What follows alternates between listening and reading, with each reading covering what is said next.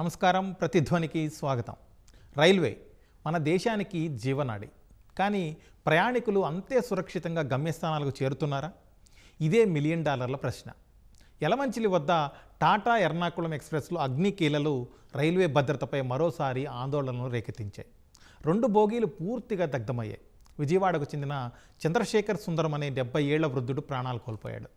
గణాంకాల ప్రకారం 2004-14 మధ్యలో ఏడాదికి సగటున 171 ప్రమాదాలు జరగగా 2024-25 నాటికి అది 31కి తగ్గింది. కానీ ప్రమాదాల తీవ్రత పునరావృతం అవుతున్న తీరు భయం కలిగిస్తుంది. పట్టాలు తప్పడం, అగ్ని ప్రమాదాలు, మానవ తప్పిదాలు ఇప్పటికీ సవాళ్లుగానే ఉన్నాయి. మరి వీటికి అడ్డుకట్ట ఎప్పుడు? కవచ్ లాంటి సాంకేతికతలు పూర్తి స్థాయిలో ఎప్పుడు అందుబాటులోకి వస్తాయి? ప్రయాణికుల ప్రాణాలకు భరోసా ఎలా? ఇదే అంశంపై నేడు ప్రతిధ్వని. మన చర్చలో పాల్గొంటున్నవారు శివకుమార్ గారు, రైల్వే రంగ నిపుణులు; జుబేర్ అలీఖాన్ గారు, fire origin and cause forensic expert; అలాగే భాస్కర్ రెడ్డి గారు, రైల్వే విశ్రాంత ట్రాఫిక్ ఇన్స్పెక్టర్. ముందుగా శివకుమార్ గారు, రైల్వే ఈరోజు మరొక ప్రమాదం జరిగింది. పెద్ద ప్రమాదమే అయినప్పటికీ ప్రాణ నష్టం తక్కువగా ఉండడం కొంత ఊపిరి పీల్చుకునేలాగా ఉంది. కానీ ఈ ప్రమాదం జరిగిన తీరు మాత్రం తీవ్రంగా కలవరం సృష్టిస్తుంది. అసలు ఎందుకు ఈ ప్రమాదాలు వరుసపెట్టి అప్పుడప్పుడు జరుగుతూనే ఉంటున్నాయి? వీటికి అడ్డుకట్ట ఎలా? మనకు 22-23లో మనకు చూస్తే చాలా ఈ ఫైర్ యాక్సిడెంట్స్ ఎక్కువ జరుగుతున్నాయి. మామూలు యాక్సిడెంట్తో పాటు ఫైర్ యాక్సిడెంట్లు. దాంట్లో ఈరోజు అనకాపల్లి దగ్గర జరిగింది, యలమంచిలి దగ్గర. ఉదయం 1:30కి. అంటే ఇది ఒక పెద్ద పజలింగ్. ఇది ఇప్పటివరకు అధికారులు ఎందుకు జరిగింది చెప్పలేకపోయారు ఇప్పటి వరకు. కానీ ఒకటి, సిగరెట్ అనేది ఎవరైనా కాల్చి పడేసి ఉండొచ్చా అనేది ఒక పాయింట్ ఉండొచ్చు. అంటే దానివల్ల కూడా కావచ్చు. ఉదయం లేచి సిగరెట్ బయట పడేయకుండా అక్కడే పడేస్తే ఒక సమస్య ఉండొచ్చు, అది ఒకటి. ఇంకోటి, టాటా నగర్ నుంచి ఎర్నాకుళం దాదాపు 2400 కిలోమీటర్లు, అంటే 45 గంటల ప్రయాణం ఉన్న ట్రైన్. ప్రైమరీ మెయింటెనెన్స్ మాత్రమే చేస్తుంటారు నార్మల్గా. ప్రతి ట్రైన్కి ఒక చోట ఎర్నాకుళంలో మెయింటెనెన్స్ చేస్తారు. వైరింగ్ అంతా బాగా చెక్ చేసి సప్లై లైన్స్ అవన్నీ చెక్ చేస్తారు. టాటా నగర్లో చేయరు. టాటా నగర్లో సెకండరీ మెయింటెనెన్స్. అక్కడ ఏం చేస్తారు, చెక్ చేసి జస్ట్ అన్నీ సరిగా ఉన్నాయా, ఏసీ పనిచేస్తుందా లేదా చూస్తారు, అంతే. ఇంత సుదీర్ఘ ప్రయాణం అయితే అక్కడ కూడా ప్రైమరీ మెయింటెనెన్స్ చేయాల్సిన అవసరం ఉంది. పర్టికులర్లీ ఎలక్ట్రికల్ వైరింగ్, సప్లై, ఈఓజీ, హెచ్ఓజీ ఇవన్నీ కరెక్ట్గా ఉన్నాయా లేదా చూడాల్సిన అవసరం ఉంది. అంటే ఇవి చేయాలంటే మళ్ళీ స్టాఫ్ కూడా బాగా పెంచాల్సిన అవసరం ఉంది. ఒక్కోసారి ప్లాట్ఫామ్లోనే మెయింటైన్ చేసి checked fine, it is fit అని చెప్పి పంపించేస్తుంటారు. ఎందుకంటే షార్టేజ్, బండి లేట్ వెళ్ళాలి, తర్వాత పంక్చువాలిటీలో బయలుదేరాలి. సో ఇలాంటి చాలా సందర్భాలు ఉంటాయి. అంటే ఓవరేజ్డ్ ట్రైన్స్ ఇప్పుడు దాదాపు ఒక రూల్స్ ఉన్నాయి. 15 సంవత్సరాల తర్వాత ఒక కోచ్కి రీవైరింగ్ అని చేయాలి. రీహాబిలిటేషన్ పంపించి రీవైరింగ్ టోటల్గా చేయాలి. కానీ అది ఫేస్ వైజ్గా పంపిస్తుంటారు. ఎగ్జాక్ట్లీ 15 ఇయర్స్ తర్వాత చేయరు. 17 కావచ్చు, 18 కావచ్చు, 20 కావచ్చు. ఏంటంటే వరుసగా భోపాలో ఎక్కడో పంపించి చేయాలి ప్రతి కోచ్ను. కానీ ఇలాంటివి చేయకపోతే ఏమవుతుంది, ఇలాస్టిసిటీ వల్ల, వైరింగ్ ఫాల్ట్ వల్ల కూడా మీకు ఇదవుతుంది. షార్ట్ సర్క్యూట్ అందరూ అంటారు, కానీ షార్ట్ సర్క్యూట్ వల్ల ఇంత ప్రమాదం ఏం జరగదు. ఎందుకంటే షార్ట్ సర్క్యూట్లో ఆటోమేటిక్ షట్ డౌన్ అయిపోతుంది. అంత సేఫ్టీ ప్రమాణాలు అనేది పాటిస్తుంటారు. సో ఈ సిగరెట్ లేకపోతే ఈ ఓవర్ వైరింగ్ అనేది ఉండొచ్చు. తర్వాత అవుట్ సోర్సింగ్, స్టాఫ్ మెయింటైన్ చేయడానికి మీరు కోచ్కి మొత్తం 12 కోచ్ అంటే ఒకటే టెక్నీషియన్ ఉంటాడు, రైల్వే టెక్నీషియన్, రెగ్యులర్ ఎంప్లాయీ. 12 కోచ్లకి ఒకటి. అసిస్టెంట్లు ఎంత ఉంటారంటే 2-3 కోచ్లు ఒక అసిస్టెంట్. కాబట్టి ఈ కోచ్లను చూడటానికి, మెయింటైన్ చేయడానికి, ఏమైనా ప్రమాదం వస్తే వెంటనే అరికట్టడానికి మీకు స్టాఫ్ ఉండరు. మొత్తం 12 కోచ్లకు 2-3 ఉంటే అసిస్టెంట్స్ ఎక్కడ ఎవరికి ఉంటుంది? ఇది ఏదో లోకో పైలట్స్ చూడడం వల్ల ఆపారు కాబట్టి, వెంటనే స్టేషన్ దగ్గర ఆపారు కాబట్టి జనాలంతా బయట రావడంతో ఒక్కరు తప్ప మిగతా వాళ్ళంతా బతికిపడ్డారు. సో ఇది ఒక రకంగా మిరాకిల్ కూడా. లేకపోతే ఆ కోచ్, ఆ ఫ్లేమ్స్ అవన్నీ చూస్తే ఎక్కువ మంది చనిపోయే అవకాశాలు ఉన్న పొటెన్షియల్ ఫైరింగ్ అది జరిగింది ఈరోజు. స్మోక్ అవన్నీ స్మోక్ డిటెక్టర్లు ఇవన్నీ కూడా ఉండాల్సిన ప్రతి కోచ్లో ఉండాలి. ఏసీలోనే కాదు, నాన్ ఏసీ కోచ్లో కూడా స్మోక్ డిటెక్టర్స్ ఉండాలి. ఫైరింగ్ ఎక్కడైనా వైరింగ్, ఎలక్ట్రిసిటీ ఏదో స్పార్క్ వస్తే దాన్ని ఆపడానికి డిటెక్టింగ్ అలాంటివి ఉండాలి. సో సేఫ్టీ అనేది ఎక్విప్మెంట్స్ ఈ రకంగా చేయాలి. ప్లస్ ఇంకోటి సేఫ్టీ ఆడిట్ అనేది కావాలి. సేఫ్టీ ఆడిట్ ప్రతిదీ ఆడిట్ చేస్తాం, సేఫ్టీని కూడా ఆడిట్ చేయాలి రైల్వేలో. అంటే ఈ ప్రధానంగా ఫైర్ యాక్సిడెంట్ మీద ఇది జరిగింది. ఈరోజు ఇంకో యాక్సిడెంట్ కూడా జరిగింది, ఇంకోసారి మాట్లాడదాం. సరే, ఈస్టర్న్ రైల్వేలో ఇంకో డీరైల్మెంట్ కూడా జరిగింది. యా, అలీఖాన్ గారు, ఇప్పుడు యలమంచిలి వద్ద జరిగిన ప్రమాదంలో అగ్నిమాపక సిబ్బంది వచ్చే లోపలే 2 బోగీలకు మంటలు పూర్తిగా వ్యాపించి బోగీలు దగ్ధమైపోయాయి. అసలు ప్రమాదం జరిగిన తీరు ఏం చెబుతుంది, మనం దాన్ని ఎలా అర్థం చేసుకోవచ్చు? సార్ దీంట్లో good evening to all. Right అండి, నేను ఈ ప్రమాదం మీడియాలో చూశాను ఫొటోస్ అని నేను. బట్ సార్ గారు చెప్పినట్టుగా ఫార్చునేట్ ఏంటంటే హ్యూమన్ లాస్ చాలా తగ్గిపోయింది. ఒక వ్యక్తి అతను plus because of the age వల్ల ఆయన బయటికి రాలేకపోయిండొచ్చు. పాయింట్ ప్రమాదం ఏం చెప్తుందంటే, మనకు అక్కడ మీరు బోగీలు కనుక ఎక్స్టర్నల్ ఇమేజెస్ కనుక చూస్తే ఆ రేడియేటివ్ ఎఫెక్ట్ లోపల ఉండే ఏవైతే వస్తువులు కాలిపోయాయో ఆ రేడియేటివ్ ఎఫెక్ట్ అక్కడ కనిపించలేదు మనకి. ఎందుకంటే బయట పెట్టిన స్టిక్కర్స్ అన్నీ అలాగే ఉన్నాయి, అవి కాలేదు. ఓన్లీ ఫైర్, ఆ గ్లాసులు పగలగొట్టడం వల్ల ఫైర్ ఏమైందంటే ఫైర్ ఫ్లేమ్స్ ఆక్సిజన్ స్ట్రావేషన్ అంటారు దాన్ని టెక్నికల్గా, ఆక్సిజన్ గురించి బయటకు వచ్చాయి. ఇంత సార్ గారు అన్నట్టు కంటే అలర్ట్నెస్ ఏదైతే రైల్వేలో ఉందో ఆ రైల్వేల అలర్ట్నెస్ వల్ల ఇంతమంది బతికి పట్టబట్టారు. ఆ ప్రమాదంలో కనుక చూస్తే మన డెత్ టాల్ చాలా ఎక్కువ ఉండాలి. ఎందుకంటే మనవి కన్ఫైన్డ్ స్పేసెస్, అవి మన కర్నూలు సంఘటనలో కూడా కన్ఫైన్డ్ స్పేసెస్. ఆ కన్ఫైన్డ్ స్పేస్లో నుంచి అంతమందిని బయటికి ఎలాంటి గాయాలు లేకుండా తీసుకురాగలిగారంటే అది that fire has given enough time to come out అసార్. సో ఈ ప్రమాద తీవ్రతలో అక్కడ ఇంకోటి ఏంటంటే మన heat release rate plus fuel load calculation అంటారు. అంటే మన upholstery of the railways plus అక్కడ ఉన్న మన, మీరు బాగా గమనిస్తే అటువైపు బోగీకి M1 బోగీకి ఏం కాలే, అంటే తక్కువ ఫైర్ డ్యామేజ్ ఉంది. ఈ AC బోగీకి ఎక్కువ ఫైర్ డ్యామేజ్ ఉంది. It's because of that upholstery కాకుండా అడిషనల్ ఫ్యూయల్ లోడ్ ఏదైతే 3 టైర్ AC బోగీలో ఉందో ఆ బెడ్షీట్స్ కానీ మీకు కనీసం అట్లీస్ట్ అంటే 5 to 6 ఐటమ్స్ ఒక వ్యక్తికి ఉంటాయి. ప్లస్ వాళ్ళ బట్టలు అవన్నీ కాకుండా ఈ రైల్వే ఇచ్చిన సప్లై చేసేది అవుతుందో దట్ ఇస్తే హ్యూజ్ ఫ్యూయల్ లోడ్గా వర్కౌట్ అవుతుంది. ఆ మెగా జ్యూవెల్స్లో కనుక హీట్ జనరేట్ అయినది కాబట్టి మనం ఆ ప్రమాదం చూడగలిగాము. బట్ ఏంటంటే మీరు అన్నట్టుగా ఫైర్ డిపార్ట్మెంట్ వాళ్ళు వచ్చే లోపల అంతా కాలిపోయింది.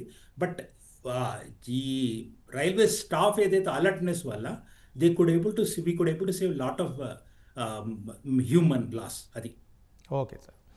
భాస్కర్ రెడ్డి గారు, ఇప్పుడు అసలు ఎక్కువ శాతం ప్రమాదాలు ఎలాంటి కారణాలతో జరుగుతున్నాయి? జరిగిన ఘటనల నుంచి రైల్వే శాఖ కానీ మన ప్రభుత్వాలు కానీ పాఠాలు నేర్చుకుంటున్నాయా? Mainly human error and equipment failure వల్ల అవుతున్నాయండి. అండ్ ఇన్ఫ్రాస్ట్రక్చరల్ రీప్లేస్మెంట్ అవ్వకపోవటం టైంలో. హ్యూమన్ ఎర్రర్ అనేది ఏంటంటే స్టాఫ్ షార్టేజ్ ఎక్కువ ఉంది రైల్వేస్లో. దాని తర్వాత వీళ్ళకి ఏమైపోయిందంటే క్రూకి, అంటే లోకో పైలట్, వీళ్ళకి కంటిన్యూస్ నైట్ డ్యూటీస్ ఎక్కువ ఉన్నాయి. ఎందుకంటే మనం జనరల్గా చూస్తాం ఈవినింగ్ ట్రైన్స్ ఎక్కువ ఉంటాయి, మార్నింగ్కి డెస్టినేషన్ రీచ్ అవ్వటం వల్ల. సో వీళ్ళకి కంటిన్యూస్ నైట్ డ్యూటీస్ అయిపోతున్నాయి.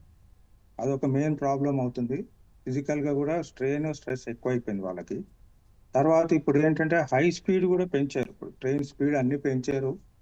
అండ్ సిగ్నల్స్ కూడా ఆటోమేటిక్ సిగ్నల్స్ ఎక్కువ పెట్టారు. అంటే ఏంటంటే ప్రతి కిలోమీటర్కి సిగ్నల్స్ ఉంటాయి.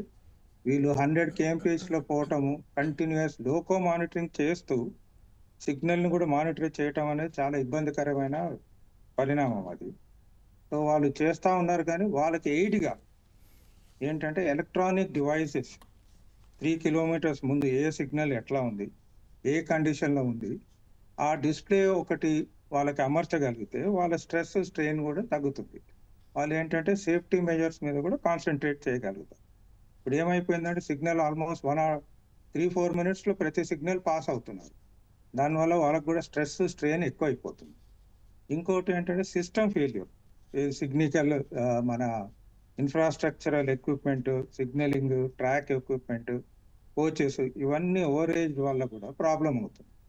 వీటిని సిస్టమేటిక్గా రీప్లేస్ చేస్తూ మెయింటెనెన్స్ కూడా సరైన స్లాట్స్ ఇస్తూ మెయింటైన్ చేయగలిగితే బాగుంటుంది. భాస్కర్ రెడ్డి గారు, ఓకే, ఇట్లాంటి ప్రమాదాలు ఘటనలు జరుగుతున్నప్పుడు అలాంటి వాటి నుంచి పాఠాలు నేర్చుకుని భవిష్యత్తులో పునరావృతం కాకుండా జాగ్రత్తలు తీసుకుంటున్నారా? మీరు మంచి ప్రశ్న అడిగారు. ఎంక్వైరీలో తర్వాత రిపోర్ట్ వచ్చినా కూడా కాజెస్, రీజన్స్ ఫర్ కాజెస్, ఎక్విప్మెంటా, స్టాఫా, దేనివల్ల అయింది, రిమీడియల్ మెజర్స్ అన్నీ ఉంటాయి రిపోర్ట్లో. కాకపోతే ఇంప్లిమెంటేషన్ అనేది చేస్తారు. కాకపోతే ఆల్ ఓవర్ ఇండియా లెవెల్లో అవ్వటం అనేది కాస్త ఇబ్బందికరమైన విషయమే. చేస్తున్నారు, రైల్వేస్ చేస్తున్నారు, చేయట్లేదని కాదు రిపోర్ట్స్ ప్రకారంగా. కాకపోతే ఎప్పటికప్పుడు ఇన్సిడెంట్స్తో పాటు లాంగ్ టర్మ్ మెజర్స్ అనేవి కొద్దిగా తక్కువ ఉన్నాయి. షార్ట్ టర్మ్ మెజర్స్ అయితే చేస్తారు. లాంగ్ టర్మ్లో ఇటువంటి అవ్వకుండా, మళ్ళీ రిపీట్ అవ్వకుండా చేయటం అనేది కొద్దిగా తక్కువనే ఉంది రైల్వేస్. ఎందుకంటే లాజిస్టిక్స్ కానీ, వాస్ట్నెస్ వల్ల కానీ, రిసోర్సెస్ కానీ, ఫండ్స్ కానీ, అండ్ సేఫ్టీ ఫండ్ కూడా తక్కువ ఉంటుంది రైల్వేస్లో. వాటి వల్ల కొద్దిగా ఇబ్బంది అవుతుంది. Okay sir. శివకుమార్ గారు, మీరు ఇంతకుముందు అన్నట్టుగా ఈరోజే ఈస్టర్న్ రైల్వేలో ఒక పట్టాలు తప్పిన రైలు ప్రమాదం జరిగిందన్నారు. అలాగే అసలు ఇట్లాంటి పట్టాలు తప్పే ప్రమాదాలు చాలా తరచుగా జరుగుతున్నాయి. ఇలాంటి వాటిని నివారించడానికి అవకాశం లేదా? ఎక్కడ జరుగుతుంది పొరపాటు అసలు? ట్రాక్ మెయింటెనెన్స్ ఒక పెద్ద సమస్య అండి. ట్రాక్ మెయింటెనెన్స్ ఈరోజు రైల్వే డిప్రిసియేషన్ ఫండ్ అని ఉంటుంది. అంటే ఏ కంపెనీ అయినా, ఏ ఫ్యాక్టరీ అయినా డిప్రిసియేషన్ ఉంటుంది. ఆ డిప్రిసియేషన్ అంటే మీకు దానిపైన వెచ్చించాలి ఆ ఫండ్స్ అన్ని. కానీ ట్రాక్ రెన్యూవల్స్ అనేది ఓవర్ డ్యూ చాలా ఉంటాయి. ఓకే. ట్రాక్ రెన్యూవల్స్లో పెట్టకుండా వేరే దానికి డైవర్ట్ చేసామనుకోండి, మీరు వందే భారత్ కొనడానికి ఆ డబ్బులు స్పెండ్ చేశారనుకోండి, ట్రాక్ రెన్యూవల్ ఓవర్ డ్యూ అయిపోతుంది. సో అది ఎఫెక్ట్ అవుతుంది. ఇప్పుడు మీరు కాంప్ట్రోల్ ఆఫ్ ఆడిటర్ జనరల్ సిఏజీఏ నివేదిక ఇచ్చాడు, మీరు డైవర్ట్ చేస్తున్నారు, ఇది సరికాదు అనేది సిఏజీ నివేదిక ఉంది. అదే రకంగా ట్రైన్స్ ఎక్కువ ఉండడం, మెయింటెనెన్స్ తక్కువ అవడం. ట్రైన్స్ పెంచేస్తున్నారు విపరీతంగా, సాచురేషన్. ఓ ట్రాక్లో 140% ట్రైన్స్ కూడా వెళ్తున్నాయి. కానీ మెయింటెనెన్స్కి టైం ఉండట్లేదు. మీరు ట్రైన్స్ వెళ్తుంటే ట్రైన్స్ ఎక్కడ గ్యాప్ ఉందో ఆ టైంలో ట్రాక్ మెన్లంతా మెయింటైన్ చేయాలి. సో అక్కడ ఒక ప్రమాదం ఉంది. అంటే కొంచెం టైం ఇచ్చి వాళ్ళు జాగ్రత్త మెయింటైన్ చేయాల్సిన అవసరం ఉంది. అదే రకంగా మీకు ఈరోజు వెల్డ్ ఫెయిల్యూర్, ఇప్పుడు చలికాలం కాబట్టి వెల్డ్ ఫెయిల్యూర్ ఎక్కువ అవుతుంటాయి, మనం చూస్తుంటాం. సో వెల్డ్ ఫెయిల్యూర్ అంటే ఎక్కువ పెట్రోలింగ్ చేయాలి. ట్రాక్ మార్నింగ్ నైట్ ఎక్కువ పెట్రోలింగ్ చేయాలి. పెట్రోలింగ్ చేయాలంటే అంతమంది స్టాఫ్ కూడా కావాలి. సో ఈ స్టాఫ్ షార్టేజ్ కూడా ఒక పెద్ద కొరత. ఈరోజు మనం చూస్తాం బలర్షా నుంచి కాజీపేట విజయవాడ వరకు 3rd లైన్ అనేది పెట్టారు. కానీ ఒక ఆశ్చర్యమైన విషయం ఏమంటే ఒక్క పోస్ట్ కూడా క్రియేట్ కాలేదు. ఇంత 3rd లైన్ పెట్టారు, ట్రైన్స్ ఎక్కువ ట్రైన్స్ తిరుగుతున్నాయి. మరి ఇవే ట్రాక్ మీద 3 ట్రాక్లు తిరగాలి. స్టేషన్ మాస్టర్ అవే 3 ట్రాక్లో ట్రైన్స్ మెయింటైన్ చేయాలి. ఓహెచ్సి స్టాఫ్, సిగ్నల్ స్టాఫ్, వీళ్ళందరూ ఆ రకంగా హెవీ బర్డన్గా ఉండటం వల్ల మీకు హ్యూమన్ ఫెయిల్యూర్ అవ్వటానికి చాలా ఆస్కారం ఉంది. ఫోబియా కూడా ఉంటుంది. సో ఈ పని ఒత్తిడి, అదే రకంగా మీకు ప్రతి సంవత్సరం 60,000 మంది రిటైర్ అవుతున్నారు రైల్వే స్టాఫ్, అది ఫిలప్ కావట్లేదు. అది కాకుండా ప్రతి సంవత్సరం 1 నుంచి 2% స్టాఫ్ని, పోస్టులని రద్దు చేస్తున్నారు. అంటే మీకు నిరుద్యోగం ఇక్కడ ఉంది, ఇక్కడ ఆవశ్యకత ఉంది. అంటే ట్రైన్ ఎక్స్పాన్షన్ మీద మీరు కాన్సన్ట్రేట్ చేయడం కన్నా చేస్తే ఓకే, జనాలకి ఫెసిలిటీస్ ఇవ్వాలి. కానీ అదే రకంగా అదే మోతాదులో ట్రైన్ సేఫ్టీ పైన కూడా అదే ఖర్చు, అదే ఎక్స్పాన్షన్ చేయాలి. చాలా కమిటీ రిపోర్ట్స్ ఇచ్చారు, కన్నా కమిటీ రిపోర్ట్. ప్రతి పెద్ద యాక్సిడెంట్ అయితే రిపోర్ట్స్ వస్తాయి కదా, రిపోర్ట్లో వాళ్ళు చెప్పడం ఏమంటే సేఫ్టీ మీద, సిగ్నలింగ్ మీద, ట్రాక్ మీద ఇంత డబ్బులు వెచ్చించాలని చెప్తారు. కానీ అది అమలు కావాలి కదా, అంత ఖర్చు పెట్టాలి, బడ్జెటింగ్ అంత చేయాల్సిన అవసరం ఉంది. సో బడ్జెటింగ్ దానిపైన కాకుండా ఓన్లీ వందే భారత్ పెట్టడంతో ఏమవుతుందంటే ఇలాంటి ఓవరేజ్ కోచెస్, ఓవరేజ్ ట్రైన్స్, మీ స్పెషల్ ట్రైన్ కనపడుతుంటుంది. స్పెషల్ ట్రైన్ ఏం లేదండి, మీకు చాలా పాత ట్రైన్, అక్కడ 2 కోచ్లు ఇక్కడ 2 కోచ్లని జమ చేసి ఓ స్పెషల్ ట్రైన్ అని జరుపుతుంటారు. ఆ ట్రైన్ ఒక కండిషన్ చూస్తే మీరు చాలా ఆశ్చర్యపడిపోతారు, చాలా పేలవంగా ఉంటుంది. అంటే రెడీమేడ్ ఎక్కువ కోచెస్ ఉండవు, స్పేర్ కోచెస్, స్పేర్ లోకోస్ ఇవన్నీ ఎక్కువ ఉండాలి. మెయింటెనెన్స్, వర్క్షాప్స్, ఇక్కడంతా సిబ్బంది కొరత, పని ఒత్తిడి అనేది ఇది ప్రధాన కారణం శివకుమార్ గారు యాక్సిడెంట్లకి. అలాగే యాక్చువల్గా ఈ పట్టాల నిర్వహణ అనేది, ఈ ప్రాసెస్ ఎలా జరుగుతుంది? అడవులు, కొండ ప్రాంతాలు ఇలాంటి చోట పట్టాలు ఏ విధంగా ఉన్నాయనేది రెగ్యులర్గా చెక్ చేస్తుంటారా? రెగ్యులర్ ఉంటారండి. ప్రతి ఒక యూనిట్ అంటే ఉంటుంది, 4 కిలోమీటర్లకు ఒక యూనిట్ అని ఉంటుంది, గ్యాంగ్ యూనిట్ అంట, ట్రాక్మెన్ యూనిట్. సో 4 కిలోమీటర్లకి ట్రాక్మెన్ యూనిట్. ఆ ట్రాక్మెన్ యూనిట్లో ఒక 15 మంది 20 మంది ఉండాలి, కానీ యాక్చువల్ లెక్క ప్రకారం. కానీ ఈ మధ్య చూస్తే 9 మంది, 6, 4 కూడా ఉన్న యూనిట్స్ ఉన్నాయి. సో అక్కడ అలాంటి టైంలో మీకు డెఫినెట్గా మీకు ఆ పర్యవేక్షణ అనేది డెఫినెట్గా లోపం ఉంటుంది. అదే రకంగా పెట్రోలింగ్ అనేది, నైట్ పెట్రోలింగ్, కీ మ్యాన్ అని ఉంటారు, వీళ్ళందరూ చాలా కీలకమైన సిబ్బంది, చాలా సేఫ్టీ, చాలా కీలకమైన సిబ్బంది. వాళ్ళు అట్లా పట్టాల మీద నడుస్తూ ఉండాలి, వాళ్ళు ట్రాక్లు చూస్తూ ఉండాలి, అక్కడ ఏమైనా డిఫెక్ట్ అయిందా, ఏదైనా ఫిష్ ప్లేట్స్ ఊడిపోయిందా, నట్టుబోల్ట్ సరిగా ఉందా చూస్తూ పోవాలి. ఎదురుగా వెదకాల ట్రాక్లు ట్రైన్లు వస్తుంటాయి, కానీ వీళ్ళు చూస్తూ పోవాలి. అదే మీరు చూస్తుంటాం ప్రతి సంవత్సరం 100 మంది 200 మంది ట్రాక్ మ్యాన్ రన్ ఓవర్ అవుతుంటారు ట్రైన్లో, అంటే పని నిర్వహణలో.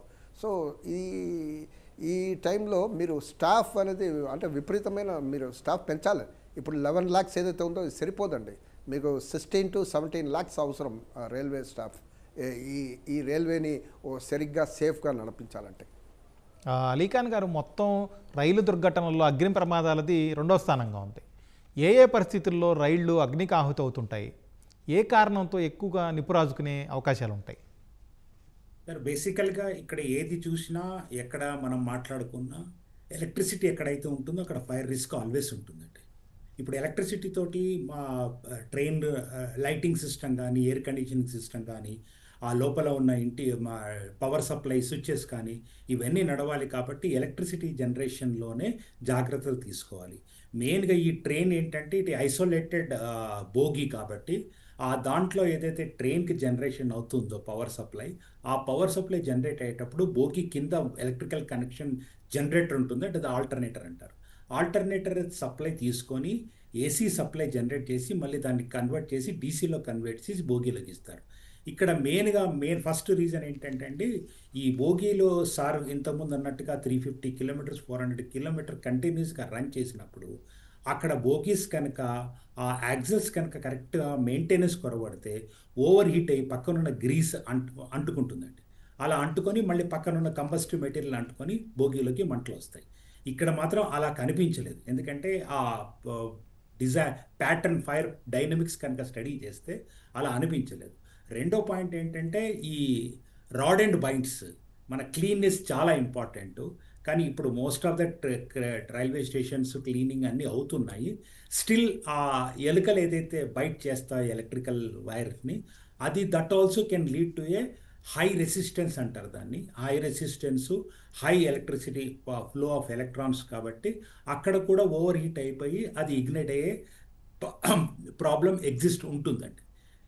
థర్డ్ పాయింట్ ఏంటంటే ఇక్కడ మెయింటెనెన్స్ ఇష్యూ వచ్చినప్పుడు ప్రతి 100 కిలోమీటర్స్కి 200 కిలోమీటర్కి ఇప్పుడు సార్ గారు చెప్పినట్టుగా మ్యాన్ పవర్ షార్టేజ్ ఉంది. ఉన్న man power it is not adequate, అంటే పరిజ్ఞానం కూడా లేని మ్యాన్ పవర్ ఉంటే ఇలాంటివన్నీ ప్రాబ్లమ్స్ సాల్వ్ అవుతుంటాయి.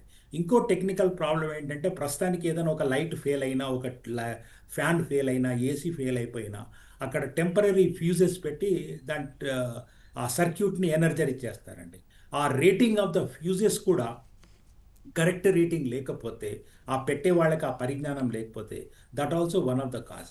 అన్నిటికంటే ఏంటంటే అండి, మన దగ్గర పర్సనల్గా ఇంట్లో అయినా, మన కారులో అయినా, మన ప్రయాణం చేసే బస్సులో అయినా, ట్రైన్లో అయినా మంటలు అంటుకుంటే ఫాస్ట్గా ప్రాపగేట్ కావడానికి చాలా వస్తువులు ఉన్నాయండి. కానీ మంటలు అంటుకుంటే ఆపే వస్తువు ఏదీ లేదండి, ఎవరి దగ్గర లేదు. ఇది మన మైండ్ సెట్కు సంబంధించిన విషయం అంటే. So these are the 4-5 main reasons అండి. అలీఖాన్ గారు, మీరు చెప్పినట్టు సిబ్బంది కొరత అనేది కూడా ఒక సమస్యగా మారింది, లేకపోతే నిపుణులైన సిబ్బంది లేకపోవడం కూడా ఇంకొక సమస్య అంటున్నారు. అయితే రైల్వే శాఖ ఇవన్నీ గుర్తించి సరిచేయడానికి ఎందుకు కృషి చేయడం లేదంటారు? అంటే బహుశా ఆ కృషిలో భాగంగానే ఇంతమంది ఒక్క వ్యక్తే చనిపోయాడు, చాలామంది బతికి బట్టగట్టారని నా ఒపీనియన్ అండి. ఎందుకంటే ఆ రైల్వే వ్యవస్థ సరిగ్గా పనిచేసినందువల్ల కరెక్ట్ టైంకి ట్రైన్ ఎక్కడో ఆగకుండా స్టేషన్లో ఆగేటట్టుగా చేయగలిగారు వాళ్ళు. అది అక్కడే కదా ఫెసిలిటీస్ అన్ని ఫైర్ ఫైటింగ్, కానీ అది అడవిలో అయిపోయింటే అప్రోచే కష్టంగా ఉండేది ఆ రైల్వే దగ్గర, ట్రైన్ దగ్గరికి. సో బహుశా నా పాయింట్ ఆఫ్ వ్యూలో railways has a sufficient protection measures అండి. But still there is a lot of, ఈ యాక్సిడెంట్ మనకి ఏం చెప్తుంది, still you need to improve, innovation కావాలని చెప్తుంది. భాస్కర్ రెడ్డి గారు, ఇప్పుడు రైలు ప్రమాదాల్లో 2 కారణాల గురించి మాట్లాడుకున్నాం. 3వ ముఖ్యమైన కారణం మానవ తప్పిదాలు. అసలు రైలు యాక్సిడెంట్లకు సంబంధించి ఎలాంటి వాటిని మానవ తప్పిదాలుగా భావించవచ్చు, ఎట్లాంటి సందర్భాల్లో అవి జరుగుతుంటాయి? మెయిన్గా లోకో పైలట్ వాళ్ళకి ఏంటంటే పాసింగ్ సిగ్నల్ అట్ డేంజర్ అంటారు. డేంజర్ ఉండి సిగ్నల్ పాస్ అవటం వల్ల కూడా యాక్సిడెంట్స్ అవుతాయి. మెయిన్ అది కాజ్. తర్వాత లోకల్గా పాయింట్స్ సెట్టింగ్ ఉంటుంది, అవి సరిగా సెట్ అవ్వకపోవటం వల్ల కూడా అవుతుంది. తర్వాత వీళ్ళకి సరి అయిన ట్రైనింగ్ కానీ, మెయింటెనెన్స్ స్టాఫ్ ఉంటారు కదా వాళ్ళ క్రూ, ఇప్పుడు ఏం చేస్తున్నారంటే వాళ్ళందరినీ అవుట్ సోర్స్ కూడా చేస్తున్నారు. మెయింటెనెన్స్ స్టాఫ్ని కూడా అవుట్ సోర్స్ స్టాఫ్ అనగానే కాంట్రాక్ట్ లేబర్ ఉంటారు, వాళ్ళకి సరి అయిన నైపుణ్యత ఉండదు, రెస్పాన్సిబిలిటీ ఉండదు, ఆ సేఫ్టీ మెజర్ అనేది ఉండదు. ఏదో ఆ షిఫ్ట్లో పని చేసాము, 6 అవర్స్ మెయింటెనెన్స్ పీరియడ్లో చేసాము, ఓకే అనిపించాము వాళ్ళ సూపర్వైజర్తో అని చేసేసి వెళ్ళిపోతాం. బాధ్యత అనేది ఉండదు వాళ్ళకి. సో రెగ్యులర్ రైల్వే స్టాఫ్ ఉంటే ఏంటంటే ఆ బాధ్యత ఉంటుంది, ఆ రెస్పాన్సిబిలిటీ ఉంటుంది, నాలెడ్జ్ ఉంటుంది, ఆ సేఫ్టీ కాన్షియస్నెస్ కూడా ఉంటుంది.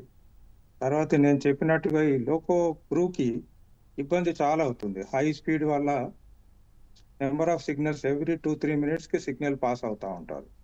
లోకో మ్యాన్ చేస్తూ, లోకో పారామీటర్స్ చూస్తూ, వెనకాల గార్డ్తో ఎక్స్చేంజ్ చేస్తూ నడపటం అనేది చాలా ప్రాబ్లం అయిపోతుంది వాళ్ళకి. సో వాళ్ళకి ఏంటంటే ఏదన్నా ఎలక్ట్రానిక్ డివైస్ పెట్టగలిగితే వేరే కంట్రీస్లో ఉన్నట్టు ముందు సిగ్నల్ ఒక 3-4 కిలోమీటర్స్ ముందు ఏ కండిషన్లో ఉంది వాళ్ళు చూసుకోగలిగితే వాళ్ళకి చాలా ఈజీగా అవుతుంది, వాళ్ళకి సేఫ్టీ కాన్షియస్ తెలుస్తుంది, ట్రైన్ కంట్రోలింగ్ కూడా బాగుంటుంది. భాస్కర్ రెడ్డి గారు, ఇప్పుడు అయ్యా మీరు ముగ్గురు చెప్పినట్టు శివకుమార్ గారు కానీ అలీఖాన్ గారు కానీ మీ మాటల్లో అర్థమవుతుంది ఏంటంటే ఓవరాల్గా రైల్వే వ్యవస్థ మెరుగవుతుంది, కానీ కాకపోతే సిబ్బంది కొరత అయితే వేధిస్తుంది రైల్వే శాఖని అని చెప్పి, సిబ్బందిని పెంచడానికి రైల్వే శాఖ ఎందుకు చర్యలు తీసుకోవడం లేదు? అంటే చేస్తున్నారు కానీ అవసరమైనంతగా చేయట్లేదండి, రెగ్యులర్గా చేయట్లేదు. ఎప్పుడో ఒకసారి 2-3 ఇయర్స్కి ఒకసారి చేస్తారు. చేయటం వల్ల ఏంటంటే ఆ నోటిఫికేషన్ ఇవ్వటము, ఆ నోటిఫికేషన్ ద్వారా మళ్ళీ టెస్ట్లు కండక్ట్ చేయటము, ఫ్రీక్వెన్సీ పెరగాలండి. ఏంటంటే రిటైర్మెంట్స్ ఎక్కువ ఉన్నాయి, రిక్రూట్మెంట్స్ తగ్గిపోయి ఎప్పుడో 2-3 ఇయర్స్కి ఒకసారి నోటిఫికేషన్ ఇచ్చి చేస్తాం అనేసరికి వాళ్ళు రెగ్యులర్ సర్వీస్లోకి ట్రైన్ అయ్యి వచ్చేసరికి ఆల్మోస్ట్ 1 ఇయర్ 1.5 ఇయర్ పడుతుంది. ఈ టైం గ్యాప్లో ఇంకొంతమంది కూడా రిటైర్ అయిపోతున్నారు. సో ఎవ్రీ 6 మంత్స్కో రెగ్యులర్ రిమీడియల్ మెజర్స్ తీసుకొని రిక్రూట్మెంట్స్ పెట్టి ట్రైనింగ్ ఇచ్చి స్టాఫ్ని పెంచడం, రెగ్యులర్ స్టాఫ్ అండి, అవుట్సోర్సింగ్ స్టాఫ్ కాదు, రెగ్యులర్ స్టాఫ్ని పెంచడం చాలా ఇంపార్టెంట్ అండి. భాస్కర్ రెడ్డి గారు, అలాగే రైల్వే వ్యవస్థ కావచ్చు, ఇతర ఏ వ్యవస్థలైనా ప్రయాణ సమయాల్లో ప్యాసింజర్ అలాగే సిబ్బంది వాళ్ళందరి సేఫ్టీ అనేది చాలా ముఖ్యమైన విషయం అందరికీ, ఎవరికైనా కూడా. ఎంత త్వరగా రీచ్ అవుతున్నాం ఎందుకంటే భద్రత, ప్రాణాలు భద్రత అనేది చాలా ముఖ్యం. అలాంటి వాటి విషయంలో రైల్వే శాఖ ఎలా వ్యవహరిస్తుంది, ఇంకా చేసుకోవాల్సిన మార్పులు ఏంటి? ఫస్ట్ ఏంటంటే సేఫ్టీ ఓవర్ స్పీడ్ అని ఇది తెచ్చుకోవాలండి. Safety is more important over speed. ఇప్పుడు ఏంటంటే number of passengers, number of trains అన్నీ ఇంట్రడ్యూస్ చేయటం వల్ల ఈ ఎక్విప్మెంట్ కానీ రిసోర్సెస్ కానీ అన్నీ ఓవర్ స్ట్రెయిన్ అయిపోతున్నాయి. ఓవర్ స్ట్రెయిన్ అవటం వల్ల ఈ బ్రేక్ అవటం కానీ, ఫెటిగ్ రావటం కానీ, క్లైమాటిక్ కండిషన్స్లో కూడా మన దగ్గర వింటర్ ఉంటుంది, సమ్మర్ ఉంటుంది, రెయినీ సీజన్ ఉంటుంది. సో ఆల్ 3 సీజన్స్ ప్రోన్డ్ ఎక్విప్మెంట్ కూడా తక్కువ మన దగ్గర. నెంబర్ ఆఫ్ ట్రైన్స్ ఇంక్రీజ్ చేస్తూ పోతున్నారు కానీ నెంబర్ ఆఫ్ ట్రాక్స్ ఇంప్రూవ్మెంట్ తగ్గిపోయింది.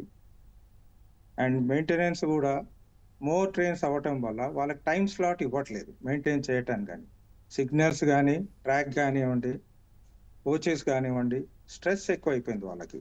ఎందుకంటే టైం బౌండ్, పంక్చువాలిటీ ఎఫెక్ట్ అవ్వద్దు, స్పీడ్ పెరగాలి, టైంకి పోవాలనే కాన్సెప్ట్తో నడిచినప్పుడు ఈ మెయింటెనెన్స్ అనేది వెనకాల పడిపోయింది. సో మెయింటెనెన్స్ ఆస్పెక్ట్ స్ట్రిక్ట్గా ఎన్ఫోర్స్ చేస్తూ, రిలయబుల్ మెటీరియల్ వాడుతూ, రిపేర్స్ చేస్తూ, టైంకి స్లాట్స్ ఇవ్వటం వాళ్ళకు కూడా మెయింటెనెన్స్కి, క్వాలిటీ ఎక్విప్మెంట్ని రిపేర్ చేయకుండా రీప్లేస్ చేయటం అనేది ఇంపార్టెంట్ అండి.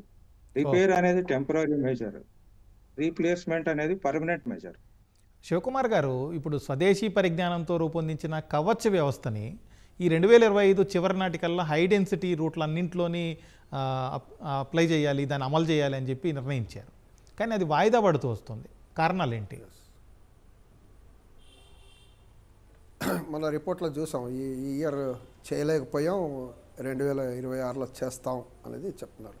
అంటే ఈ కవచ్ ఏర్పాటు చేయడంలో చాలా ఉన్నాయి, మల్టిపుల్ కాంపోనెంట్స్ పెట్టాలి. ఒకటి ట్రాక్స్ పైన ట్యాగింగ్ అనేది చేయాలి, అదే కాకుండా ఆప్టికల్ ఫైబర్ అనేది లేఅవుట్ చేయాలి. అదే రకంగా రైల్వే స్టేషన్లో కవచ్ ఇన్స్ట్రుమెంట్ పెట్టాలి. అదే రకంగా ఫిట్టింగ్ అనేది కోచ్లో, లోకో ఇంజిన్లో కూడా పెట్టాలి. సో ఈ మల్టిపుల్ కాంపోనెంట్స్ ఉన్నాయన్నమాట. అంటే దాదాపు కిలోమీటర్కి దాదాపు కనీసం 50 లక్షలు పడుతుంది. 50 లక్షల నుంచి డెన్సిటీ ఆఫ్ రూట్స్ని బట్టి ఎక్కువ డెన్సిటీ ఉన్న రూట్లు అయితే 80 లక్షలు కూడా అవుతుంది ఖర్చు ఒక కవచ్ నిర్మించాలంటే. సో దీనికి అంత పెద్ద వ్యయం ఖర్చు చేయాల్సిన అవసరం ఉంది. అదే రకంగా ట్రైన్లు మూవ్ అవుతున్నప్పుడు ఇలాంటి ఏర్పాట్లు కూడా చేయాలి. సో హై డెన్సిటీ రూట్లో మీరు ట్రైన్లు పంక్చువాలిటీ కొంచెం లూజ్ అవుతుంది, ఎందుకంటే మీరు ఇవి నిర్మించాలి కాబట్టి. సో పంక్చువాలిటీని సేఫ్ గార్డ్ చేస్తూ ఇది నిర్మించాలంటే కష్టం. సో ఎక్కడో చోట కాంప్రమైజ్ అయ్యి చేయాలి. సో నా ఒపీనియన్లో దానివల్ల పంక్చువాలిటీ, ట్రైన్స్ టైంలో వెళ్ళాలి, సేఫ్టీ కాదు, ఈ కవచ నిర్మాణం తర్వాత చూసుకుందాం అనే దీంతో డెఫినెట్గా లేట్ అవుతుంది అనేది, అందువల్ల డిలే అయి ఉండొచ్చు అనేది నేను భావిస్తున్నాను. శివకుమార్ గారు, ఇప్పుడు ఈ కవచ వ్యవస్థ కనుక అందుబాటులోకి వస్తే ఆ ప్రమాదాలని ఎలా నివారించవచ్చు? అది ఏ విధంగా పనిచేస్తుంది? ప్రయాణికుల భద్రతకు అది ఏ విధంగా భరోసా కల్పిస్తుంది?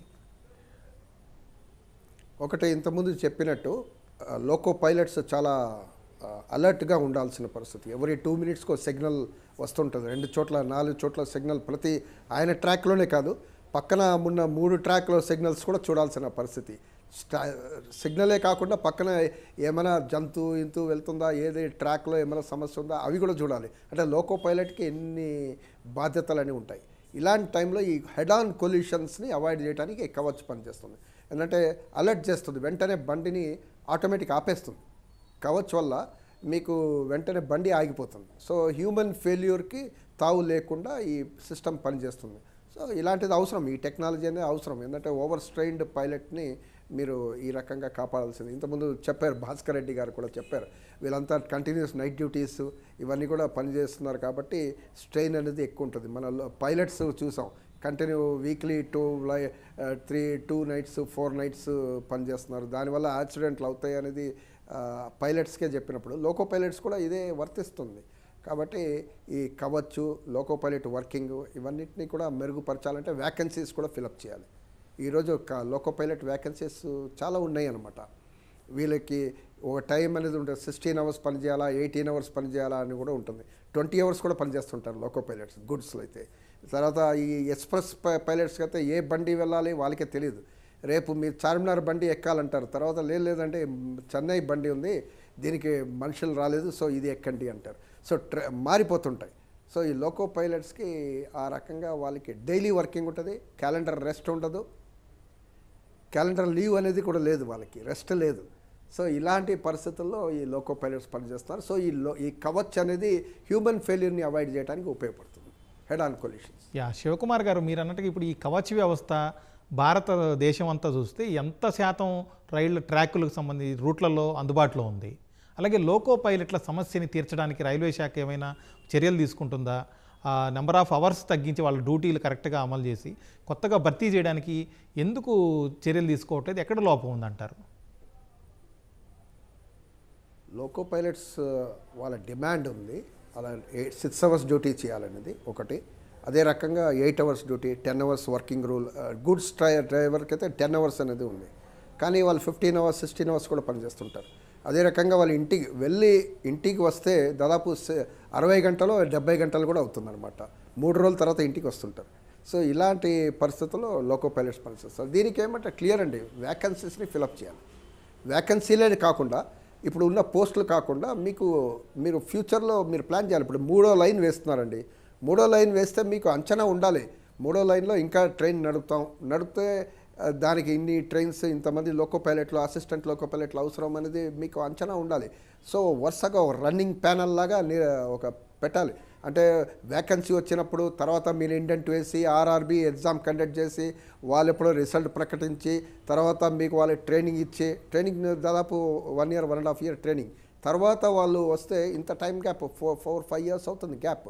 అలా కాదండి, మీరు ప్యానల్లో సఫిషియంట్ బఫర్ స్టాక్ని కూడా పెట్టుకోవాలి. ఎప్పుడైనా అడిషనల్ ఉంటే అడిషనల్ రిక్రూట్మెంట్. ఈరోజు మీరు 100 రిక్రూట్ చేశారు, కానీ మీ స్టాక్లో ఉండాలి ఇంకో 200 మనుషులు. ఇప్పుడు కొత్త ట్రైన్ పెట్టారంటే వెంటనే మళ్ళీ రిక్రూట్ చేయాలి, వెంటనే యాసిటీస్ మీ దగ్గర ఆల్రెడీ ప్యానల్ ఉంటుంది. సో ఈ రకంగా చర్యలు తీసుకోవాలంటే స్టాఫ్ సిబ్బంది రిక్రూట్మెంట్లో చొరవ చూపించాల్సిన అవసరం ఉంది. ఇక్కడ మాత్రం మీరు ఖర్చు చేయకుండా ఇక్కడ రెస్ట్రిక్ట్ చేసి ఆ రకంగా చేస్తే మాత్రం ఇలాంటి ప్రమాదాలు అనేది ఉంటుంది. అలీఖాన్ గారు, ఇప్పుడు ఏసీ బోగీల్లో పొగను గుర్తించే సెన్సార్లు ఉన్నాయని రైల్వే శాఖ చెబుతుంది. ఇప్పుడు ఈరోజు జరిగినటువంటి ప్రమాదంలో ఆ వ్యవస్థ కరెక్ట్గా సరైన టైంలో ప్రయాణికులను అలర్ట్ చేసిందా? సార్, రైల్వేలో నాకున్న ఇన్ఫర్మేషన్ ప్రకారం aspiration type automate fire detector and smoke detectors ఉంటాయండి.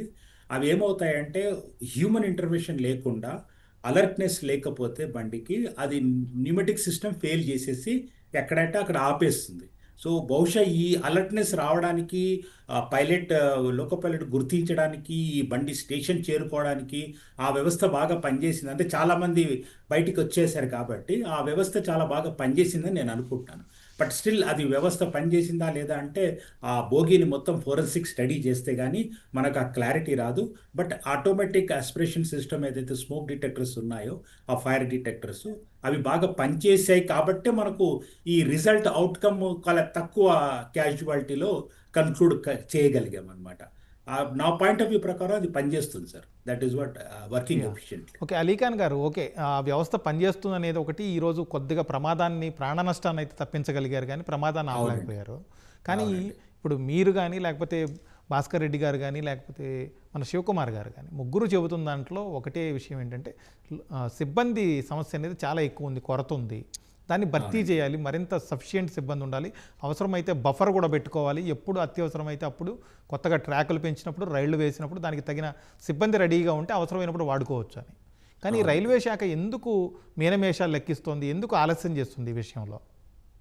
బహుశా ఇప్పుడు ఏ వ్యవస్థ, ఏ కంపెనీలు తీసుకున్నా, ఏ వ్యవస్థ తీసుకున్నా మన కృత్రిమ మేధస్సు టైపు ఎక్కువ పనిచేస్తున్నారు.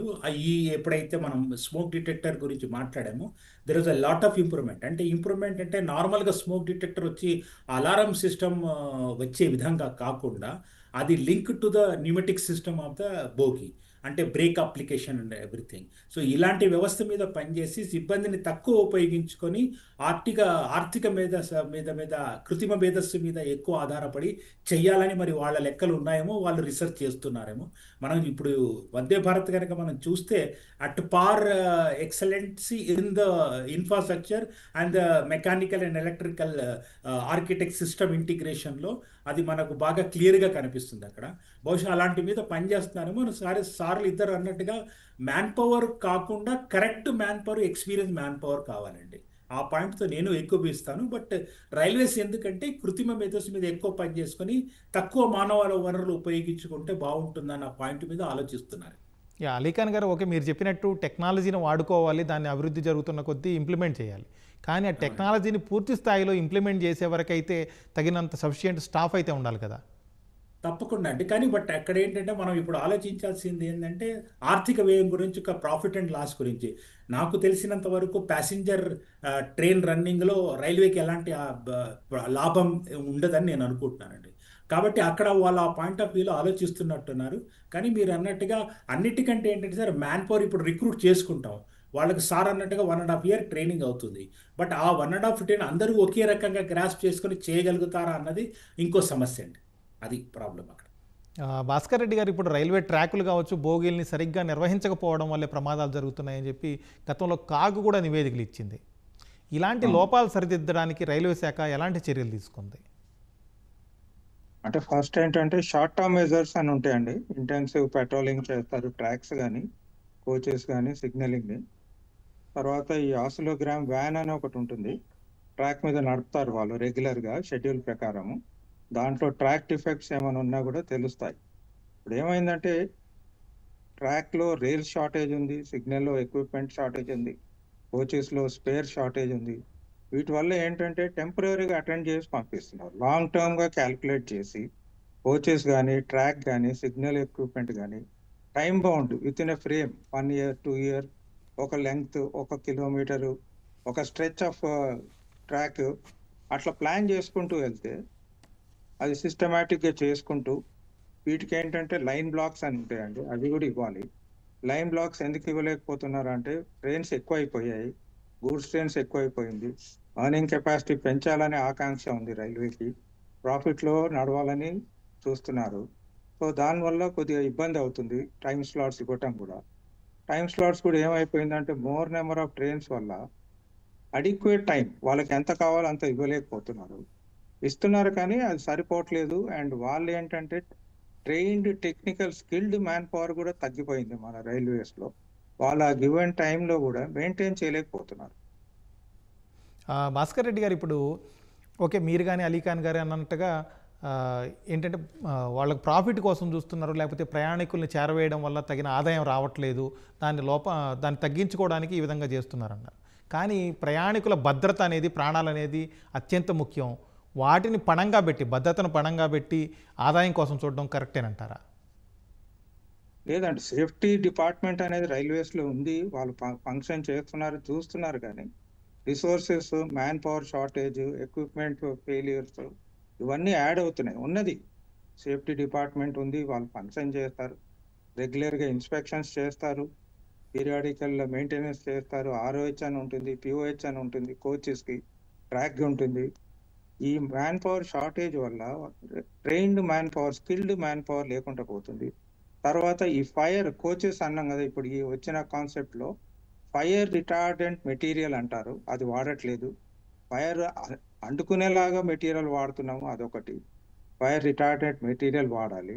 ఇన్ఫ్లమేబుల్ ఐటమ్స్ క్యారీ చేయకుండా ప్యాసింజర్స్ దగ్గర కూడా ఎయిర్పోర్ట్ లాగా చెక్ చేయాల్సి వస్తుందండి. ఎందుకంటే ఎవరేం క్యారీ చేస్తున్నారు, ఎవరేముంది, బ్యాగ్లో ఏముంది, సూట్ కేసులో ఏముంది, ఎవరికేం తెలియట్లేదు.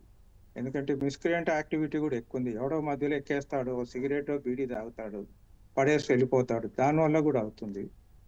ఈ ప్రాబ్లమ్స్ చాలా ఉన్నాయి. సో స్ట్రిక్ట్ మెజర్స్ పెట్టాలండి. తర్వాత ఏంటంటే నా సజెషన్ ఏంటంటే కుదిరితే రైల్వేస్ కూడా సీసీటీవీ ఈచ్ కోచ్లో పెట్టగలిగితే ఏమవుతుంది, లోకో పైలట్ కానీ వెనకాల ట్రైన్ మేనేజర్ కానీ చూస్తూ రెగ్యులర్గా మానిటర్ చేస్తూ అవసరమైనప్పుడు ఎమర్జెన్సీలో స్టాప్ చేయటం కానీ, రెక్టిఫికేషన్ మెజర్స్ చేయటం కానీ చేయగలగాలండి. తర్వాత ఈ ఫైర్ ఎస్టింగ్విషర్స్ ట్రైనింగ్ అని, వాళ్ళు పర్మనెంట్ స్టాఫా, కాంట్రాక్ట్ స్టాఫా, ఎవరున్నా కానీ అందరికీ పబ్లిక్ కూడా ట్రైనింగ్ ఇస్తూ, పోస్టర్స్ పెడుతూ, ఫైర్ ప్రివెన్షన్ మెథడ్స్ ఏంటి అని ఒక చిన్న స్క్రీన్ లాగా అరేంజ్ చేసి రెగ్యులర్గా చెప్తూ చేయగలిగితే బాగుంటుందండి. You can avoid. Safety department is working, కానీ ఈ ఇబ్బందులు నేను చెప్పే షార్టేజ్ కానీ, స్ట్రెస్ కానీ, ఓవరేజ్ అసెట్స్ రీప్లేస్మెంట్ కానీ టైం బౌండ్లో జరగకపోవటం కాస్త ఇబ్బందికరంగా ఉంది. శివకుమార్ గారు, ఇప్పుడు రైళ్లలో ప్రయాణికుల భద్రతకు సంబంధించి చాలా కమిషన్లు వేశారు, వాళ్ళు నివేదిక కూడా ఇచ్చారు. ఆ నివేదికల్ని, ఆ సూచనల్ని కరెక్ట్గా అమలు చేస్తున్నారా? అలాగే ప్రయాణికుల భద్రతకు ప్రథమ ప్రాధాన్యం లభిస్తుందా రైల్వే శాఖలో, రైల్వే ప్రయాణికులకు సంబంధించి? ప్రయాణికులు ఇంతకుముందు కూడా చెప్పాను, చాలా కమిటీలు, ప్రధానంగా కన్నా కమిటీ అనేది చాలా ఫేమస్. అది కాకుండా ఇంకొక సైంటిస్ట్, ఆయన పేరు మీద కమిటీ, చాలా సిఫార్సులు ఇచ్చారు, కీలకమైన సిఫార్సులు. అంటే బేసికల్గా ఖర్చు పెట్టాలి, సిగ్నలింగ్ పైనే మీరు 1,00,000 కోట్ల రూపాయలు ఖర్చు పెట్టాలని ఒక కమిషన్ చెప్పింది, సిగ్నలింగ్ పైనే. కాబట్టి కానీ అంత ఖర్చు పెట్టట్లేదు కదా. ఈరోజు మనం చూస్తున్నాం, కాగే చెప్పింది 14% మీరు ఖర్చు పెట్టాలి ట్రాక్ రెన్యువల్కి, మీరు 7% ఖర్చు పెట్టారు, అంటే తక్కువ ఖర్చు పెట్టారు, వేరే చోట డైవర్ట్ అయింది. సో ఇవన్నీ సేఫ్టీకి విఘాతం కదా. అంటే ఇవన్నీ రైల్వేని ఇంతకుముందు చర్చ చేస్తారు, రైల్వేని లాభాలు, ప్రాఫిట్ అండ్ లాస్లో చూడాలా అంటే ప్రజా రవాణా సిస్టమ్ ఎక్కడైనా ప్రపంచంలో లాస్లోనే ఉంటుంది. కానీ ప్రభుత్వ బాధ్యత, రవాణా అనేది ప్రజల సంక్షేమం కోసం ఏర్పడింది. కాబట్టి ఇక్కడ ప్రాఫిట్ అండ్ లాస్ చూడొద్దండి. ప్రభుత్వం అనేది ఖర్చు పెట్టాలంటే వ్యయం, డబ్బులు ఉందా లేదా అంటే దీనిపైన చాలా మనం చెప్పొచ్చు. 10 లక్షల కోట్ల రూపాయలు మీరు కార్పొరేట్స్కి రుణమాఫీ చేసినప్పుడు, బ్యాంక్ రుణాలు కట్ చేసినప్పుడు, ఆ డబ్బులు దీనిపైన ప్రజా రవాణా, ఈ ఇన్ఫ్రాస్ట్రక్చర్ పైన ఖర్చు పెట్టాలి కదా. సో ఇది ప్రభుత్వ విధానాల్లో మనం ఈ రైల్వే సిస్టమ్ని కూడా చూడాల్సిన అవసరం ఉంది. అంటే ఎకనామిక్ పాలసీస్, ఆర్థిక విధానాల్లో దీన్ని కూడా చూడాలి. ఎందుకంటే ప్రతిదీ మళ్ళీ బడ్జెటే. నేను ఈ మధ్య చైనా వెళ్ళాను. చైనాలో 32 రాష్ట్రాల్లో హై స్పీడ్ నెట్వర్క్ ఉంది. కేవలం హై స్పీడ్ నెట్వర్క్ పెంచడానికే 10 లక్షల కోట్ల రూపాయలు పెట్టారు. Additional budget for 2024 was 10 lakh crore rupees మన ఇండియన్ దీంట్లో. అంటే మన దగ్గర మన బడ్జెట్లో 2 లక్షల కోట్లే ఉంటుంది మొత్తం రైల్వే ఖర్చులే. మళ్ళీ దాంట్లో కూడా అప్పులు మీకు ఐఆర్ఎఫ్సి నుంచి అప్పులు, బాండ్ నుంచి అప్పులు, ఎల్ఐసి నుంచి అప్పులు మనం తీసుకుంటున్నాం. అవి కూడా మళ్ళీ ఇంట్రెస్ట్ బర్డన్స్ కూడా ఉన్నాయి. కాబట్టి ఇలా కాదు, మీరు దీనిపైన ప్రత్యేకంగా 5 లక్షల కోట్ల రూపాయలు 7 లక్షల కోట్ల రూపాయలు పెట్టాల్సిన అవసరం ఉంది. ప్రజా రవాణాని బాగు చేయాలంటే, మొత్తం ప్రజల్ని సంక్షేమంగా సురక్షితంగా తీసుకువెళ్ళాలంటే దీంట్లో బడ్జెట్ స్పెండ్ చేయాలి. బడ్జెట్ వేస్తే మరి స్టాఫ్ రిక్రూట్ చేయాలి. ఇంతకుముందు రిసోర్సెస్, ఆ రకంగా మెటీరియల్స్, ఇవన్నిటిని ఓవరేజ్డ్, ఇవన్నిటిని రీప్లేస్మెంట్, ఇవన్నీ కంటిన్యూస్గా సైమిల్టేనియస్లో జరగాలి. ఒకటి చేసాం ఒకటి మర్చిపోయామంటే సేఫ్టీ విఘాతమే. శివకుమార్ గారు, మీరు అన్నట్టుగా తగినంత ఖర్చు పెట్టకపోవడం, లేకపోతే సిబ్బంది కొరత, ఇవన్నీ చూస్తుంటే రైల్వే శాఖకి ప్రయాణికుల భద్రత అనేది పెద్ద ప్రయారిటీ కాదు. ఓకే, ఏదో నడిపిస్తున్నామంటే నడిపిస్తున్నాం, ఎట్లా జరిగితే అట్లా జరగని అన్నట్టుగా ఒక రకంగా గాలికి వదిలేశారని చెప్పొచ్చా? ప్రతి మినిస్టర్, రైల్వే మినిస్టర్ మేము రైల్వే సేఫ్టీ గురించి తీసుకుంటున్నామని ప్రతి వాడిని చెప్తూనే ఉన్నారు. సంవత్సరాల నుంచి మనం చూసాం. మేము అరాకొరా మెషర్స్ అనేది ఒక ఇష్యూ సంభవించింది. ఇప్పుడు ఎలక్ట్రికల్ ఇప్పుడు ఏసీ ఇష్యూ సంభవించింది. దీనిపైన కాన్సన్ట్రేట్ చేస్తారు. ఇప్పుడు కొద్ది రోజులు కాన్సన్ట్రేట్ చేస్తారు. మళ్ళీ ఇంకోటి ఏదో జరుగుతుంది, ఇంకో హెడ్ ఆన్ కొల్యూషన్, మళ్ళీ దానిపైన అప్పుడు దీనిపైన ఇది వ్యయం ఖర్చు పెడుతున్నాం, ఈ ప్లానింగ్ ఉందని చెప్తుంటారు. సో అలా కాదు, టోటల్గా ఒక వ్యూ తీసుకోవాలి. అంటే ప్రోయాక్టివ్ వ్యూ తీసుకొని టోటల్గా కాంప్రహెన్సివ్ రైల్వే సేఫ్టీ, ఇంజనీరింగ్ కానీ, ఎలక్ట్రికల్ కానీ, లోకో కానీ, ట్రాక్ కానీ, అన్నిటినీ మెకానికల్, ఇన్ని ఇష్యూస్ ఉన్నాయి. సో మెయింటెనెన్స్, వర్క్షాపు, ఇన్ని ఇష్యూస్ ఉన్నాయి. వీటన్నిటిపైన కూడా ఒక కాంప్రహెన్సివ్ పాలసీ అనేది ఉండాలి. కాంప్రహెన్సివ్ పాలసీ అంటే కాంప్రహెన్సివ్ బడ్జెట్ కూడా స్పెండ్ చేయాలి. అలీఖాన్ గారు, మీరు ఇంతకుముందు అన్నట్టు రైల్వే శాఖలో కృత్రిమ మీద కావచ్చు, ఇతర కొత్తగా వస్తున్నటువంటి టెక్నాలజీని వాడుకునే ప్రయత్నం చేస్తున్నారన్నారు. అది ఏ స్థాయిలో వాడుకుంటున్నారు ఇప్పుడు దాకా? అలాగే భవిష్యత్తులో ఇంకా ఈ ప్రజా రవాణానికి సంబంధించి మెరుగుపరచడానికి సేవల్ని, ఏఐని ఏ విధంగా వాడుకుంటే బాగుంటుందంటారు? సరే, ఏని ఇప్పుడు సార్ గారు చెప్పినట్టుగా పైలట్ ఫస్ట్ మనకు స్ట్రెస్ తగ్గించాలని ఇప్పుడు మనం అందరం చూసాం. ఇండిగో సమస్య ఎంత జటిలంగా మనకు ఏర్పడిందో ఇండియా ఎకనామిక్ కానీ, ఇండియన్ ప్యాసింజర్స్ కానీ. సో అలాంటి వ్యవస్థను కావాలి అంటే, ఇప్పుడు లోకో పైలట్ మీద స్ట్రెస్ తగ్గించాలి అంటే, ఇప్పుడు అందరి దగ్గర టీసీల దగ్గర ఐప్యాడ్లు చూస్తున్నాం. ఇంతకుముందు ఐప్యాడ్ అంటేనే ఏంటో తెలియని రోజుల నుంచి ఇప్పుడు ప్రతి టీసీ దగ్గర ఐప్యాడ్ ఉంటుంది, ఐప్యాడ్లో టిక్ చేసుకుంటాడు. అలాంటి వ్యవస్థలో ఈ కృత్రిమ మేధస్సు అంటే ఇట్స్ ఓన్ శాటిలైట్ సిస్టమ్ లాంటిది పెట్టుకొని ఆ కృత్రిమ మేధస్సు తోటి లోకో పైలట్ మీద స్ట్రెస్ తగ్గించుకుంటే అలాంటి ఒక ఉపయోగం ఏఐకి ఉంటుంది. ఇంకో ఉపయోగం ఏంటంటే ఏఐ వల్ల ఈ ప్యాసింజర్కి అప్డేట్స్ ఇవ్వడం కానీ, ఎందుకంటే మన ఏసీ బోగి డిజైన్ సిస్టంలో మనం స్క్రీన్స్ పెట్టడం చాలా కష్టం అవుతుంది. ఆ స్క్రీన్ మెయింటెనెన్స్ ఇష్యూ. ఇప్పుడు అందరికీ మొబైల్స్ వస్తాయి కాబట్టి ప్రతి ఒక్క మెసేజ్ మనకు అందరికీ అందుబాటులో ఉంటుంది. కాబట్టి అలాంటి వీడియోలు ట్రైన్ ఎక్కే ముందు ఆ వీడియోని చూసి సేఫ్టీగా అలాంటి ఏ రంగంలో కూడా తీసుకొని ఇమ్మీడియట్గా అలర్ట్ చేసే విధానాన్ని కూడా వాడుకుంటే బాగుంటుందని నా అభిప్రాయం. ఇప్పటివరకు కొంత దాన్ని ఏమైనా అమల్లో ఉందా సార్, ఏఐ టెక్నాలజీని వాడకం అనేది రైల్వే?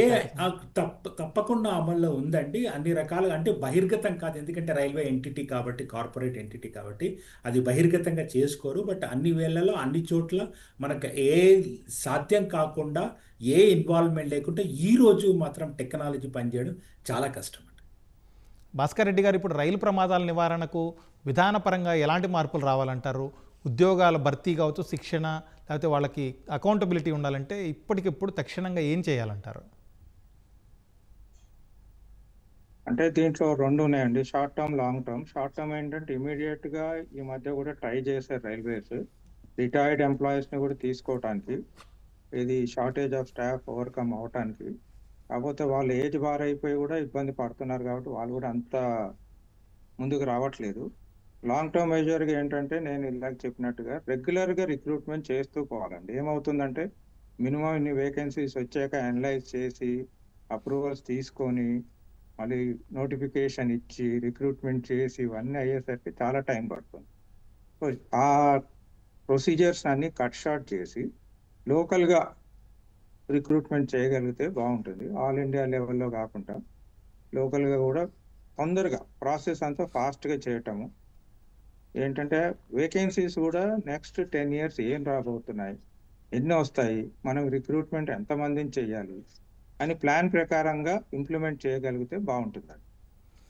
భాస్కర్ రెడ్డి గారు, ఓకే, రైల్వే ప్రమాదాలు అయితే ఈ అగ్ని ప్రమాదాలు కావచ్చు, లేకపోతే రైళ్లు 2 ఢీ కొట్టడం కావచ్చు, కొన్నిసార్లు ట్రాక్ తప్పడం, ఇట్లాంటి ప్రమాదాలు అనేవి జరుగుతూ ఉంటాయి కొన్నిసార్లు.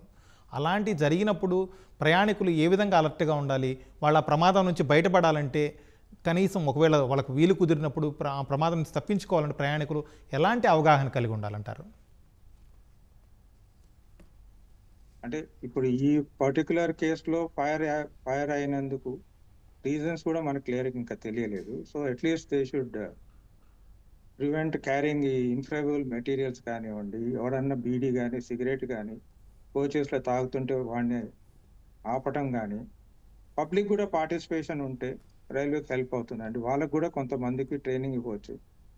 ఫైర్ ఎస్టింగ్విషర్స్ ఎట్లా వాడటము, లేదా వాడే పద్ధతి ఏంటి ఎక్స్ప్లెయిన్ చేయగలిగితే, మనం ఏరోప్లేన్లో చూస్తాము, వాళ్ళు చెప్తారు కదా ఎయిర్ హోస్టెస్ ఇట్లా ఎమర్జెన్సీ మెజర్స్ అయితే ఇట్లా చేయాలి అట్లా చేయాలని. అట్లాగే రైల్వేస్ కూడా వాళ్ళకి చెప్పగలిగి వాళ్ళు కూడా బాధ్యతగా తీసుకొని చేయగలిగితే బాగుంటుందండి. మెటీరియల్స్ స్క్రీనింగ్ కూడా నాకేమనిపిస్తుంది అంటే ప్రజెంట్ ట్రెండ్లో మాస్ పాపులేషన్లో మనం ఎయిర్పోర్ట్ లాంటి స్క్రీనింగ్ టెక్నాలజీ, బ్యాగేజ్ కానివ్వండి, స్క్రీన్స్ కానివ్వండి, ఇన్ఫర్మేషన్ కానివ్వండి, ఇవన్నీ ప్యాసింజర్స్ కూడా చెప్పి ఎమర్జెన్సీ అప్పుడు అన్యూజువల్స్ అయినప్పుడు కూడా ఏమి చేయాలి ప్యాసింజర్స్ అనే ఇన్ఫర్మేషన్ వాళ్ళకు కూడా ఇవ్వగలిగితే అది చాలా హెల్ప్ఫుల్గా ఉంటుందండి రైల్వేస్ కూడా. భాస్కర్ రెడ్డి గారు, అలాగే ప్రమాదాలు జరిగినప్పుడు ప్రయాణికులు ఎవరైతే ఉంటారో వాళ్ళు తమ ప్రాణాలని కాపాడుకోవడానికి ఎలాంటి అవగాహన కలిగి ఉంటే ఏ విధంగా బయటపడవచ్చు అంటారు? అంటే ఇప్పుడు బేసికల్గా ఎమర్జెన్సీ ఎగ్జిట్స్ అని ఉంటాయండి. కోచెస్లో కూడా ఎమర్జెన్సీ విండోస్ ఉంటాయి. వాటిని కూడా లొకేట్ చేసుకొని వాటిని ఆపరేట్ చేయగలిగే బేసిక్ నాలెడ్జ్ కొద్దిగా, అక్కడ పక్కన ఒక హ్యామర్ ఉంటుంది, ఆ హ్యామర్ తీసుకొని దాన్ని బ్రేక్ చేయగలిగితే దే కెన్ కమ్అట్ ఫాస్టర్ అనమాట. ఎవరో బయట వాళ్ళు వచ్చి చేసేసరికి రన్నింగ్లో ట్రైన్లో కూడా ఇబ్బంది అవుతుంది. సో బేసిక్ నాలెడ్జ్ వాళ్ళు కూడా కొద్దిగా పెంచుకొని, లేదా టీటీస్ కానివ్వండి, ఈ ఆన్లైన్ స్టాఫ్ని కానివ్వండి అడిగి ఏది ఎమర్జెన్సీ విండో ఎక్కడ ఉంది, సేఫ్టీ మెజర్స్ ఏమేమి ఉన్నాయి అని అవగాహన తెలుసుకోగలిగితే బాగుంటుంది. దానికి అవగాహన కల్పించడానికి రైల్వే శాఖ తరపున ఎలాంటి చర్యలు తీసుకుంటే మేలంటారు? అంటే ఇప్పటికి ప్రస్తుతానికైతే అన్ని కోచెస్లో మనం చూస్తాము, డోంట్ స్మోక్ అనే పోస్టర్స్ ఉంటాయి, ఎమర్జెన్సీ ఎగ్జిట్ అని ఉంటుంది. కాకపోతే మాస్ మీడియాను కూడా యూజ్ చేసుకొని టీవీస్ కానివ్వండి, న్యూస్ పేపర్స్ కానివ్వండి, ఎలక్ట్రానిక్ మీడియాలో కూడా, సోషల్ మీడియా కూడా ఎక్కువ విస్తృతమైంది ఇప్పుడు. సోషల్ మీడియాలో కూడా రెగ్యులర్గా ప్రివెంటివ్ మెజర్స్, ఒక్కొక్క ఇన్సిడెంట్, ఫైర్ అయినప్పుడు ఏం చేయాలి, డీరైల్మెంట్ అయినప్పుడు ఏం చేయాలి, రెస్క్యూ రిమీడియల్ మెజర్స్ ఏముంటాయి, రైల్వే ప్రయారిటీ సేఫ్టీలో మాత్రం టు సేవ్ లైఫ్ అనేది ఉంటుందండి ఎక్కడైనా కానీ. హౌ ప్యాసింజర్ షుడ్ కోఆపరేట్ అనేది వాళ్ళకు కూడా నేర్పగలిగితే బాగుంటుంది. Okay sir, thank you Bhaskar Reddy గారు డిస్కషన్లో పార్టిసిపేట్ చేసినందుకు. అలీఖాన్ గారు థ్యాంక్ యూ సార్, శివకుమార్ గారు థ్యాంక్ యూ వెరీ మచ్. మన చర్చలో పాల్గొన్న 3 రైల్వే నిపుణులు చెబుతున్న దాని ప్రకారం రైల్వే శాఖ ఇప్పటికీ భద్రత విషయంలో కొంత వెనక ముందు ఆలోచిస్తుందని, ప్రయాణికుల భద్రతని ప్రథమ ప్రాధాన్యంగా తీసుకుని మరింత బడ్జెట్ కేటాయించాలి. అలాగే రైళ్ల సంఖ్యను పెంచినట్టే సిబ్బందిని కూడా పెంచాలి. సిబ్బంది మీద ఒత్తిడి ఎక్కువ అవడం కూడా ప్రమాదాలకు కారణమవుతుంది.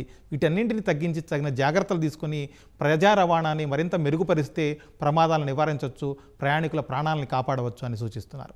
ఇది వాళ్ళ ప్రతిధ్వని. నమస్కారం.